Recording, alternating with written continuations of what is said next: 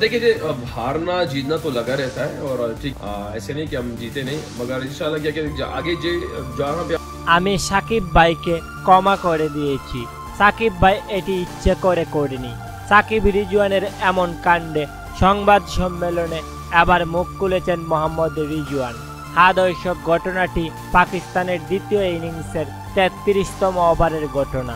তখন ১৭ বল থেকে ১৮ রানে ব্যাটিং করছিলেন মোহাম্মদ রিজওয়ান।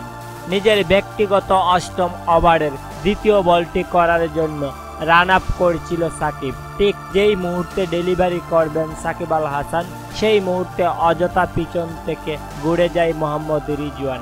এতে চরম বিরক্ত হন সাকিব, আর তাই তো ইচ্ছে করেই মাথার একটু উপর বরাবর বল দিয়ে ডিল মারে সাকিব।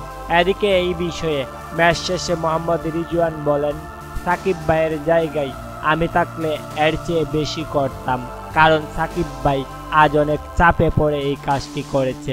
সেই সময় তিনি মেজাজ হারিয়ে ফেলেছিলেন। আমি সাকিব ভাইয়ের প্রতি কোনো অভিযোগ করব না।